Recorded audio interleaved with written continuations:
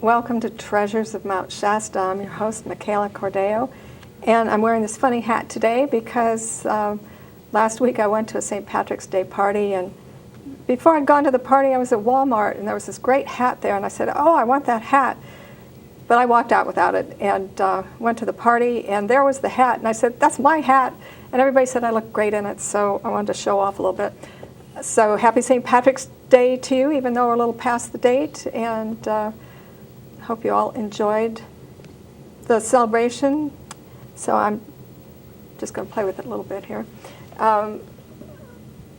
Each week we invite a guest who is one of the spiritual teachers, an author, a musician, an artist, and these teachers, most of them have international reputations and are a tremendous gift to everyone who knows them, and it's been my privilege to get to meet these people over the last 15 or 20 years and to know them fairly well.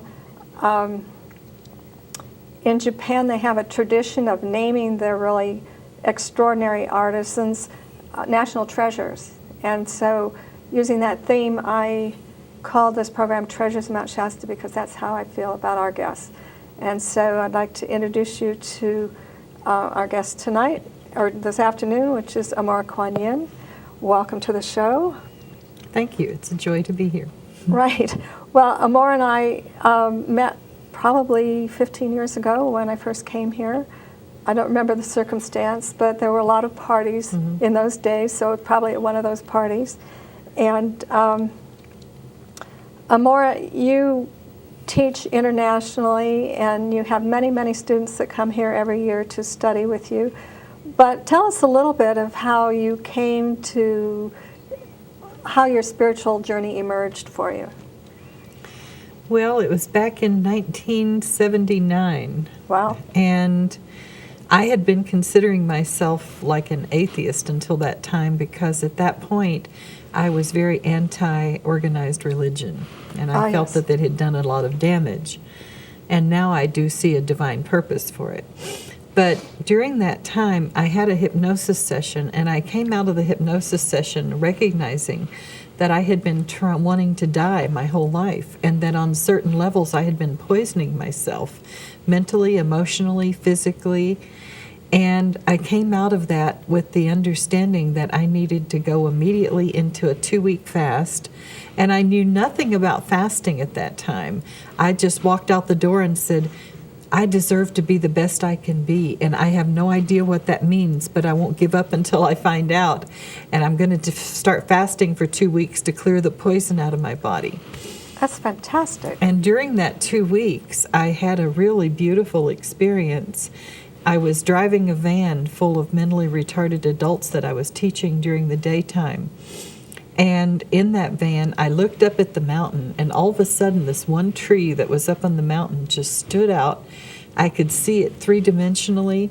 I could see every individual leaf on the tree, and I was hit with the energy of the perfection of creation. And how if one leaf from the tree was missing, if one blade of grass was missing from the field across from me, or one grain of sand, that it wouldn't be the same. And tears started streaming down my face as I felt this incredible awakening to the perfection of creation. And that was kind of the beginning.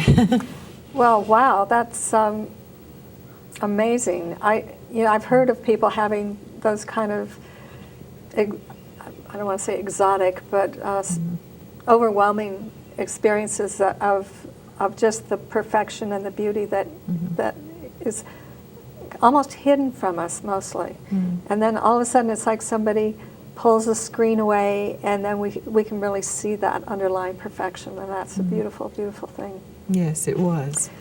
But I remember from our talk that you said you had been kind of connected from childhood, so how did that come together?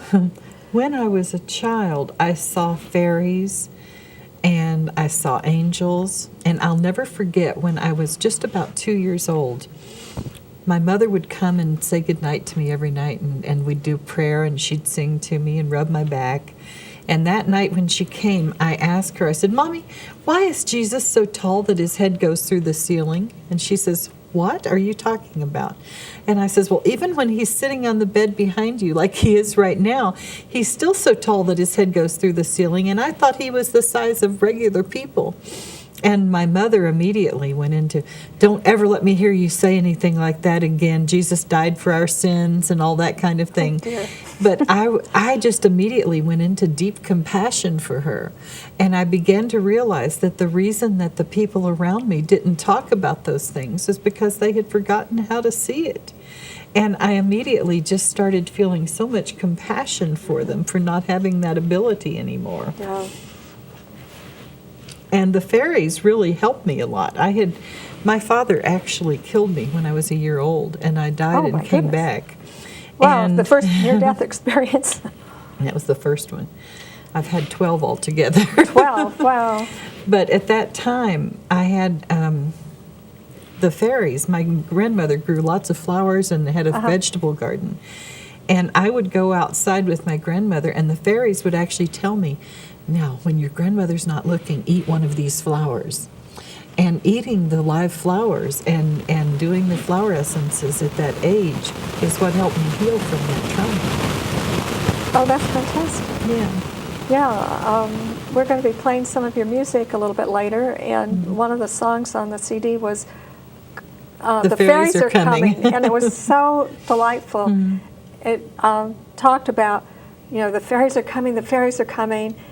As a young child sees it and believes it, and then the teenage years when you don't believe them anymore and the world isn't quite as pretty anymore. And then you realize the fairies are here and you can believe in them again. Right. And the music gets lively again. It was really delightful. This is a little bit not the direction I was going to go next, but since we started talking about your music a little bit, why don't you tell us about some of your music and the books that we have here on the table? And I think you have a DVD. I know you probably have more things at home, but tell us a little bit about the different items. Well, there's 4 DVDs that I've made, 4 CDs, excuse me, CDs.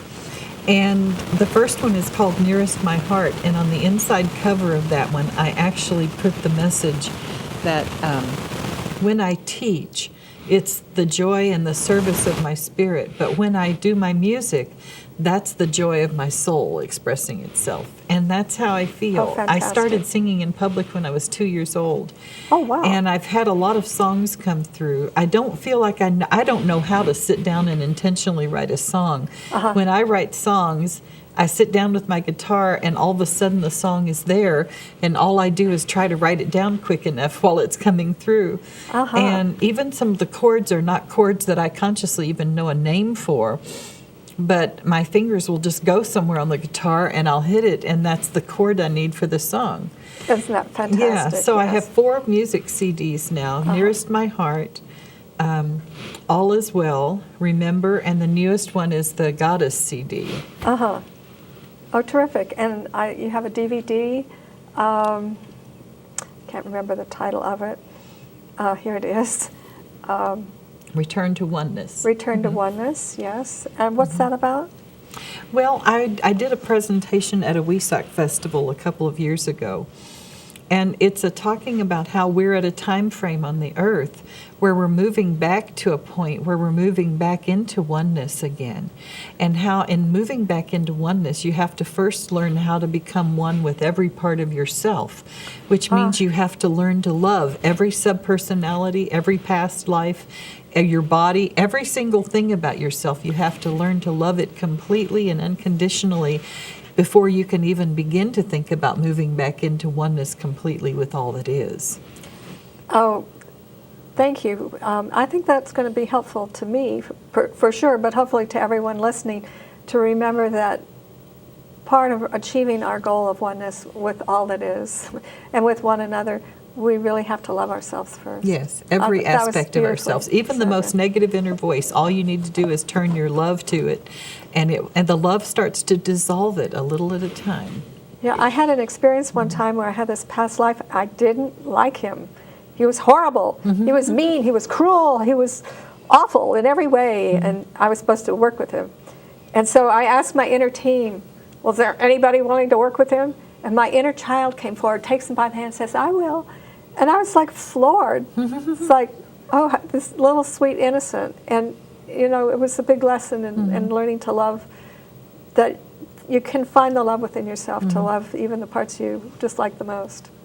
So tell us a little bit about your books anyway. Well, I have 4 books that are out with Bear and Company, and the first one is called The Pleiadian Workbook, Awakening Your Divine Ka. And Ka is an ancient Egyptian word that means the divine double of the physical body that starts to become awakened when you move into Christ consciousness or into mastery. So the first book is about the steps to start in that direction. The second book was called Pleiadian Perspectives on Human Evolution, and it was written about when there was life on Venus, Mars, Maldek, before the Earth started becoming populated with humans, and what happened on those planets to start the karmic paths here on the Earth into existence. And it also has a beautiful story in it about Mother Mary awakening during Lemuria, and how her awakening came about and how she chose to live more lifetimes after that. In order to help the earth. Yes. Yes. I just finished reading that and I enjoyed it so much. I encourage anybody who wants a little more insight into things to read that. And the third book is the Pleiadian Tantric Workbook, Awakening Your Divine Ba. And Ba is another ancient Egyptian word that means the soul. And it's about awakening your soul and using tantric sexuality in order to do that, because we're meant to awaken all of our chakras, including our lower and including the sexual energy. And this is about how to start raising that frequency and transcending the male-female games that go on this planet that are not about true relationship. And so that's a really wonderful book also. And then the final book is Affinity, Reclaiming the Divine Flow of Creation. And that has many channelings from different beings, Saint Germain, Jesus, Mother Mary, Archangel Ra, and others, and many channelings in it. And the last chapter in that book is a really great one about how to work with the guides to help with the cellular transformation for clearing the old mutations from our cellular bodies. Oh, that's great. I know a lot of people are interested in that, and I know a number of people don't know what you're talking about, but somewhere in between we hope we're teaching some things. So Affinity is actually about working on the cellular level to clear. I know we can it's about store lots many of things. It's not just about the cellular. It's also about clearing issues of attachment, about healing your relationship with mother and father and bringing in spiritual mother and father. Fantastic. And it's about the cities of light and what that is and what it means. It's about many different things, but the cellular teaching is really good because it talks about how you can call in the guides to help you with it. But unless you're able to claim a certain level of consciousness in yourself, they can't do anything for you on that level. Yes. Oh, that's fantastic. And the cellular mutation comes from even things like the chemicals in the foods, preservatives, additives, hormones that are in the meats and the chicken and things that people eat. All those things create mutation, but we also have cellular mutation that's created by the karmas that we carry from our lifetimes, and the things that are negative that we believe in. Yes, so any kind of negativity gets stored cellularly too. Yes, yes. And when one's ready, that sounds like a terrific book to help you clear it. Yes. I want to make sure we have time. You're also the founder of the Dolphin Star Temple Mystery School. Yes. Can you tell us a little bit about how that came about and what the benefits are for those who study there? The Dolphin Star Temple Mystery School it doesn't mean mystery school as in secretive or some hierarchical thing. Mystery school implies that when you enter into the mystery school, you have to learn one thing before you can learn the next, because evolution is a very sequential process. So all So that it's mysteries, a spiritual evolution. yes, and as that spiritual revolution takes place, you're not given something until you're ready for it, and that's why that's why the mystery, because things are held back until you've completed the things before it that lead up to it. And Dolphin Star Temple is a mixture of the ancient mystery school systems of Lemuria, Atlantis, and Egypt and Greece. And there's even some teachings that have come in from the Mayan culture and the Inca and other things. But it's basically a contemporized version of these ancient mystery school systems that we can use today, because it's time for the earth to awaken to Christ consciousness. So the teachings and the system that I've brought through are to help people move in that direction, and teaching what's needed for us to get there. And then when we are there, how the awakening of 144,000 people to Christ consciousness on earth is going to create a wave of ascension and enlightenment that goes through everyone on the planet. And at that point, they'll have a choice on whether they want to step onto the spiritual path or not. Terrific. Now, you have regular monthly meetings. I'd like people to know when your gathering is so that anyone who's watching can participate. Well, our monthly gatherings are at 310 Ivy Street in Mount Shasta, and they start at 7 p.m. And I never plan ahead. I just let come through that night, whatever comes through for the group that I'm leading. Right. And so who shows up sort of determines what comes through on a group level. Right. So it's on the first Sunday? The first each Sunday month? of each month at 7 Yeah. p.m. Terrific. Yeah, I've been several times, and it's always awesome and very spiritually healing and uplifting. So thank you for offering that service. You're welcome. Let's see, what have we talked about here? Oh, yes. You often share information at the time of the equinoxes and the summer solstice and the winter solstice. And how would you describe where we are as a planet right now, and what we need to be doing in terms of the energies around the seasonal change that we just completed the spring equinox? Well, let me just first of all define what I mean by working with the equinoxes and solstices, Okay. and then I'll answer your question.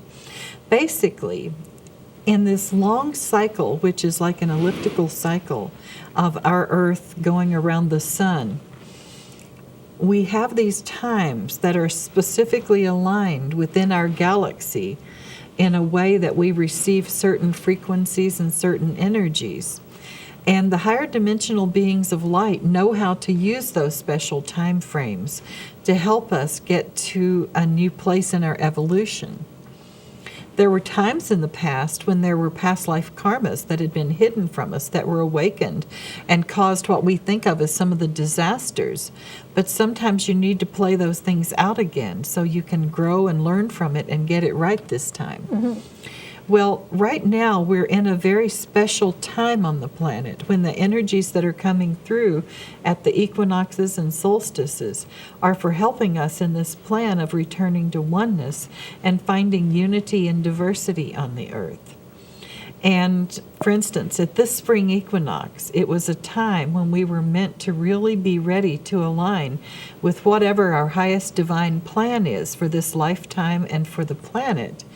And to have a commitment to that is so solid that we know that we're not putting anything off that we're supposed to be doing. And like a couple of years ago at the spring equinox, there was a divine energy that was coming through from the higher dimensional beings that had to do with what I was talking about earlier, learning to love every part of yourself, and also learning to live where you love, learning to work where you love, learning to be with people that are easy for you to love.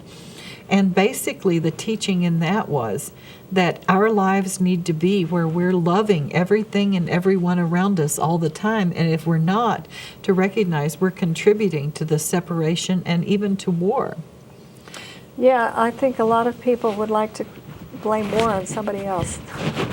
It's teaching that came from Thich Nhat Hanh, well, probably not exclusively with Thich Nhat Hanh, but he really put it forward quite a bit, that we really have to be responsible for negativity. It appears outside of ourselves, but we carry at least a seed of it inside ourselves. Absolutely. We have to really take responsibility so that we're part of the solution as opposed to part of the problem. Yes.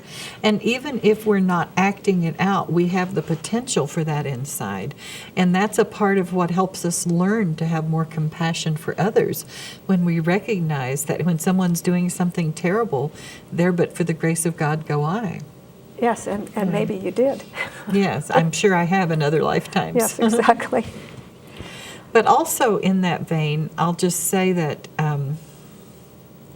with this bringing through of the things for the equinoxes and solstices, the guides can bring through a certain amount, but they need people on the earth who are at a point in their own evolution where they're anchoring that ability. For instance, when it was the time to love every part of yourself, they had been giving me those teachings for a while, and I'd been teaching my students for a while, even before that spring equinox, because when the equinox came, they needed a certain number of people on the earth already anchoring that ability in order to give the divine compensation of that energy to the people on earth who had not done it yet.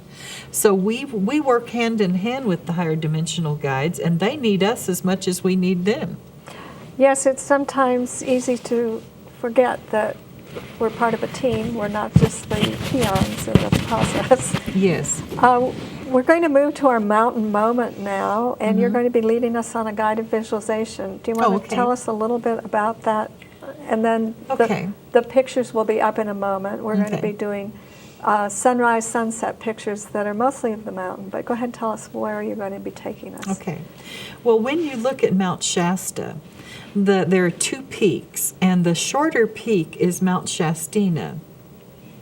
And when you see Mount Shastina, just inside the upper peak, there's a place that I call the Intergalactic Federation Meeting Room.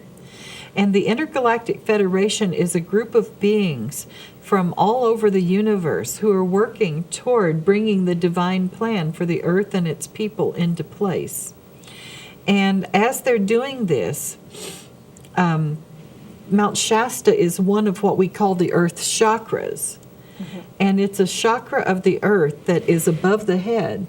So we are the first place on earth that receives the divine energies when they're coming through for the rest of the planet. So I would like us to just close our eyes now and just get an image in your mind's eye of Mount Shasta.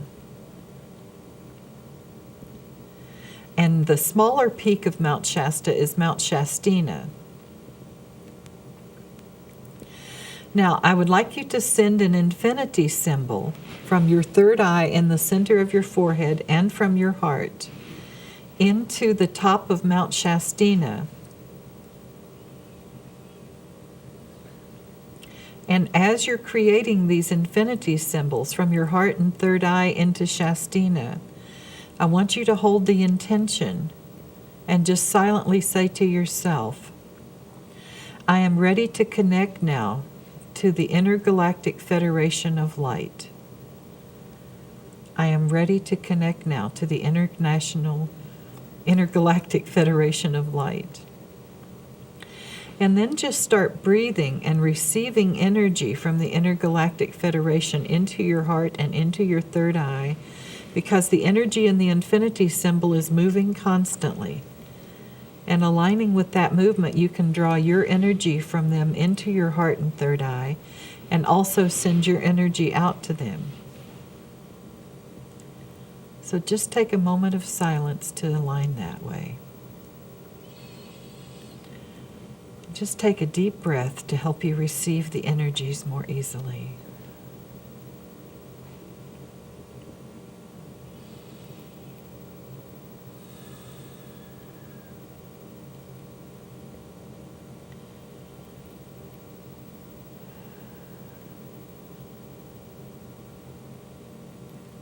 And now I want you to just ask the Intergalactic Federation for whatever you feel is most needed on the earth and in your life at this time.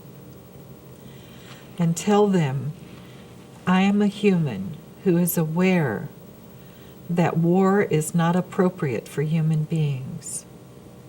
And I'm asking you to help the human race come to a completion and end war and bring peace on earth.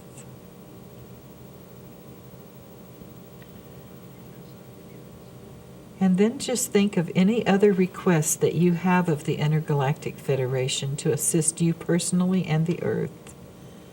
And just ask for whatever you want to ask for at this time.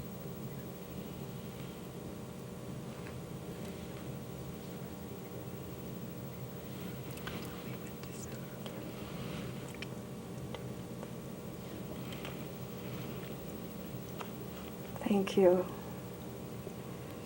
There's so many things to ask for at this time.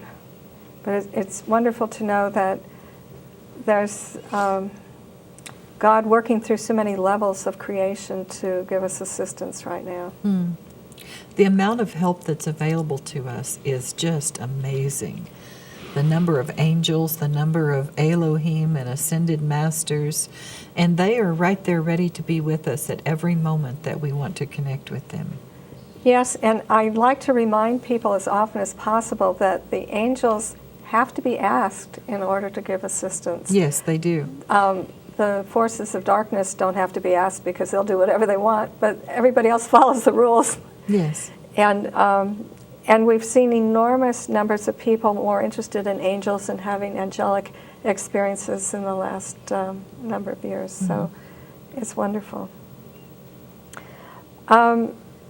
Because there's so many changes happening on Earth right now, and we're seeing transformation on all levels, it's hard to say what's happening with the economy other than it's not in a good shape right now, but whether it will go back to being what it was, only slightly different, or whether we will be transforming it completely, we certainly need prayers on as we move through these changes. We just have a few minutes left, but perhaps you could say something about, maybe something about how people might cope a little better with some of the changes in their lives, things they have to let go of. Well, first of all, I just want to say that I think these changes are part of the divine plan. Because the systems that have been in place on the earth for a very long time and our governments have been very corrupt. And in the coming to completion with these systems, we have to do away with some of the old way it's been and bring new ones into place. So the best advice that I can give for people is in your daily lives, do your meditations, connect with your own higher self, that part of you that has always stayed in oneness, and just really trust that there is a divine plan that's working. Thank you so much. And we're going to say goodbye, and thank you all for joining us, and thank you for joining us and sharing your wisdom. We're going to be playing some of your music now, piece that I particularly liked, as we close the show. And I think that's the best advice we can always give, is to remember to pray. Thank you. Yeah, thank you. In the beginning, when God said I am, creation began with the heart's divine plan. And within the creation,